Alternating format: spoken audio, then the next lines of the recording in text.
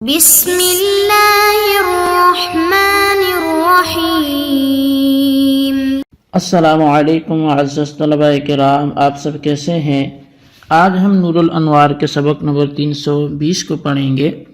آج کے ہمارے سبق کا عنوان ہے ایک استثناء اور لیکن کا بیان۔ آج کے ہمارے سبق کی عبارت بخلاف قولی لہو علی الف بل الفان سے شروع ہوتی ہے۔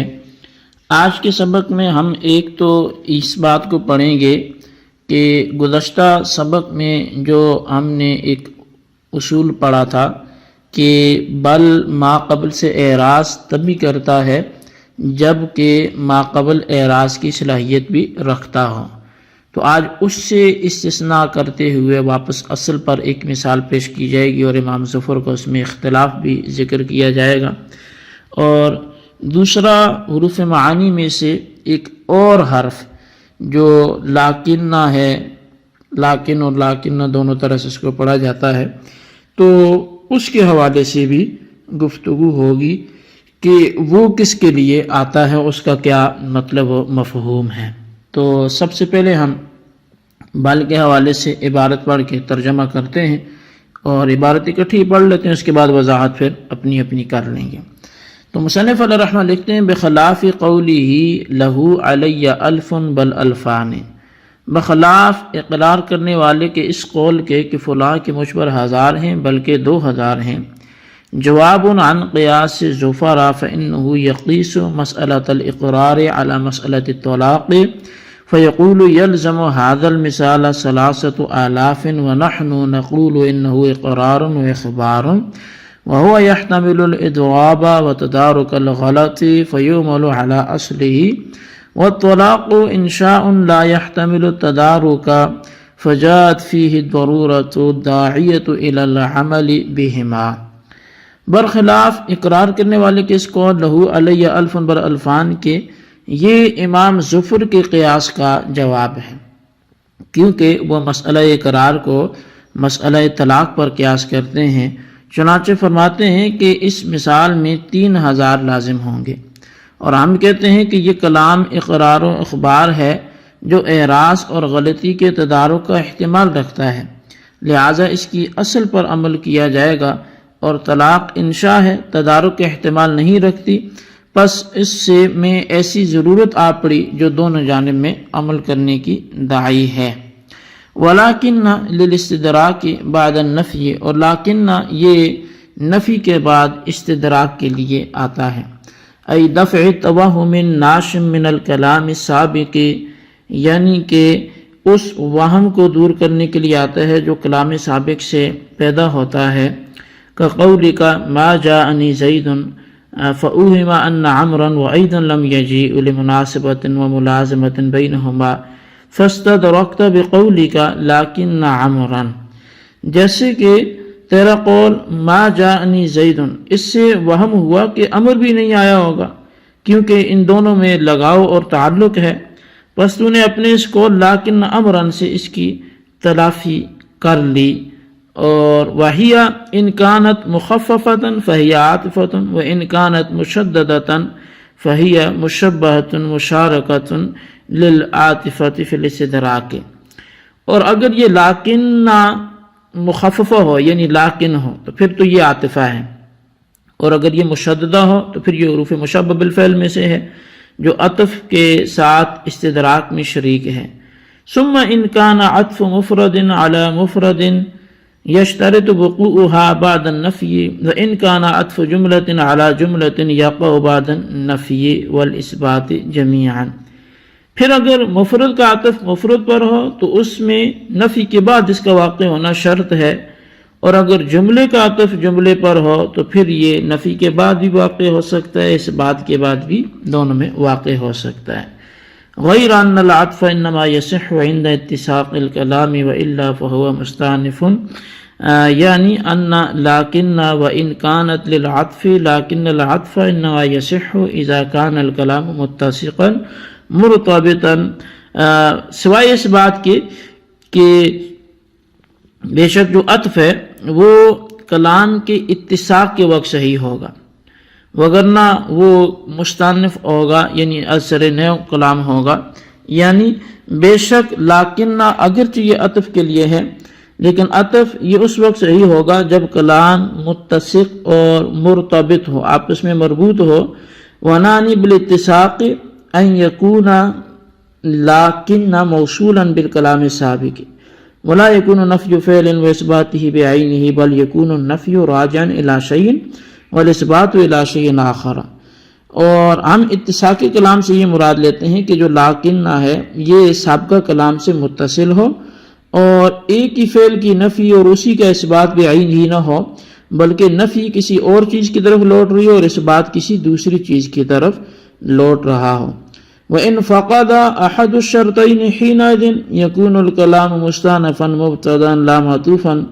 اور اگر ان دونوں شرطوں میں سے کوئی ایک شرط اس وقت مفقود ہو جائے تو پھر کلام مستأنفہ ہوگا اور مبتدا ہوگا، پھر وہ معطوف نہیں ہوگا. جی طلبہ کرام، یہ تھی ہمارے آج کے سبق کی عبارت اور اس کا ترجمہ. اب آئیے اس کی وضاحت کی طرف بڑھتے ہیں. سب سے پہلے تو بل کے معاملے میں جو امام ظفر کے ساتھ اختلاف ہے اس کی طرف ہم بڑھتے ہیں.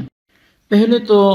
حضرت امام ظفر کے قیاس کا جواب ہے، کیونکہ وہ مسئلہ اقرار کو مسئلہ طلاق پر قیاس کرتے ہیں اور یہ کہتے ہیں کہ جس طرح انتی طالق واحدتاً بل سنتین سے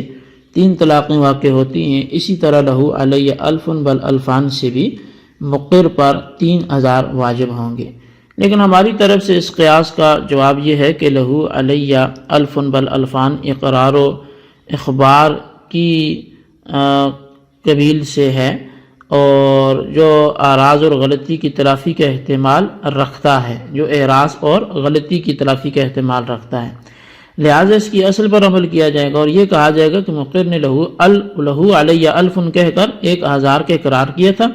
مگر جب بل الفانی کہا تو اس نے بل کے ما قبل یعنی الف سے اعراض کیا اور یہ باور کرایا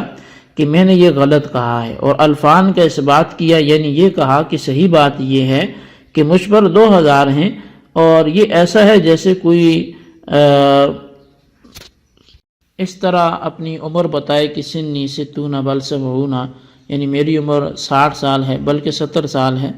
تو اب یہ ظاہر ہے دونوں تو مراد نہیں ہوں گے، تو اول سے اس نے اعراض کیا اور ثانی کا اثبات کیا ہے. اور رہی طلاق تو از قبیلے وہ انشاء طلاق، اعراض اور غلطی کی تلافی کا احتمال ہی نہیں رکھتی، لہٰذا طلاق میں ایسی ضرورت موجود ہے جو بل کے ما قبل اور ما بعد دونوں پر عمل کرنے کا تقاضا کرتی ہے، پس دونوں پر عمل کے نتیجے میں 3 طلاقیں واقع ہو جائیں گی. اور دوسری جو عبارت ہے ہماری لیکن کے والے سے، تو مصنف نے حروف عاطفہ میں سے ایک لیکن ہے اور کلمہ لیکن نفی کے بعد استدراک کے لیے آتا ہے، یعنی کلام سابق میں جو وہم پیدا ہوتا ہے اس کو دور کرنے کے لیے کلمہ لیکن استعمال ہوتا ہے. مثلا اگر کسی نے یہ کہا ما جانی زید، میرے پاس زید نہیں آیا، تو اسے یہ وہم ہو سکتا تھا شاید عمر بھی نہیں آیا، کیونکہ زید و عمر دونوں ایک ساتھ رہتے ہیں، آپس میں ان کا بڑا گہرا تعلق ہے. تو جب یہ وہم ہوا تو اس نے بول دیا لیکن عمران، لیکن عمر آیا ہے، یعنی زید تو نہیں آیا، البتہ عمر آیا ہے، اور عمر کے بارے میں یہ نہ آنے کا جو وہم ہے وہ غلط ہے. اور شارح نور الانوار نے مزید فرمایا کہ کلمہ لیکن اگر مخففہ ہو یعنی غیر مشددہ ہو تو یہ عاطفہ ہوگا، اور اگر مشددہ ہو تو یہ حروف مشبہ بالفعل میں سے ہوگا، اور استدراک میں لیکن عاطفہ کے ساتھ شریک ہوگا. پھر کلمہ لیکن کے ذریعے اگر عطف مفرد علی المفرد ہو تو اس صورت میں یہ شرط ہے کہ کلمہ لیکن نفی کے بعد واقع ہو. چنانچہ ضربت زیدن لیکن عمرن کہنا درست نہیں ہوگا، البتہ ما ضربت زیدن لیکن عمرن کہنا درست ہوگا.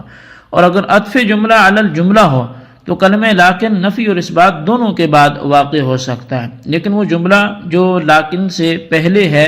وہ جملہ جو لیکن کے بعد، دونوں نفی اور اثبات میں مختلف ہوں گے. یعنی پہلا اگر مثبت ہے تو دوسرا جملہ منفی ہوگا، اور پہلا اگر منفی ہے تو دوسرا جملہ مثبت ہوگا. یہ اختلاف خواہ لفظوں میں ہو جیسے جانی زید لیکن عمر لم یجی، یا لفظوں میں نہ ہو بلکہ صرف معنی ہو جیسے سافر زید لیکن عمر حاضر. اس دوسری مثال میں اگرچہ دونوں جملے مثبت ہیں لیکن معنی کے اعتبار سے دونوں میں اختلاف ہے. اس طور پر کہ زید کے لیے سفر کا اثبات اور امر سے سفر کی نفی کی گئی ہے، یعنی امر کے لیے اقامت کو ثابت کیا گیا ہے۔ تو ماتن رحمہ فرماتے ہیں کہ کلمہ لاکن کے ذریعے عطف اس صورت میں درست ہوگا جبکہ کلام موصول ہو اور مربوط ہو، یعنی کلمہ لاکن کلام سابق سے ملا ہوا ہو اور لاکن کا مابعد اس کے ماقبل کے منافی نہ ہو، یعنی جس کی نفی کی گئی ہو بعینی اسی کا اثبات نہ ہو بلکہ نفی ایک شے کی طرف راجع اور اثبات دوسری شے کی طرف راجع ہو۔ اور اگر ان دونوں شرطوں میں سے کوئی ایک شرط مفقود ہو گئی ہو، یعنی کلمہ لاکن کلام سابق سے ملا ہوا نہ ہو یا لاکن کا مابعد اس کے ماقبل کے منافی ہو، تو اس صورت میں کلمہ لاکن کا مابعد والا کلام معطوف نہیں ہوگا بلکہ یہ کلام مستانف اور مستقل ہوگا، ماقبل سے اس کا کوئی تعلق نہیں ہوگا۔ جی طلبہ کرام، یہ ہمارے آج کی سبق کی عبارت اس کا ترجمہ وضاحت تھی۔ آپ نے سماعت کی، اس کو اچھی طرح سمجھیں، بالخصوص ان سوالات کے جوابات بھی دیں، سبق کا خلاصہ بھی لکھیں۔ سوال نمبر 1 یہ ہے کہ لہو علیہ الف بل الفان کے اقرار سے مقر پر کیا لازم ہوگا، اختلاف کے ساتھ بیان کریں۔ اور سوال نمبر 2 یہ ہے لاکن کس معنی کے لیے آتا ہے اور یہ لاکن ہے یا لاکن ہے، وضاحت کریں۔ اللہ تبارک و تعالیٰ سے دعا ہے جو کچھ ہم نے پڑھا سنوں سے یاد رکھنے کی توفیق نصیب فرمائے، آمین بجاہ نبی الامین صلی اللہ علیہ وسلم۔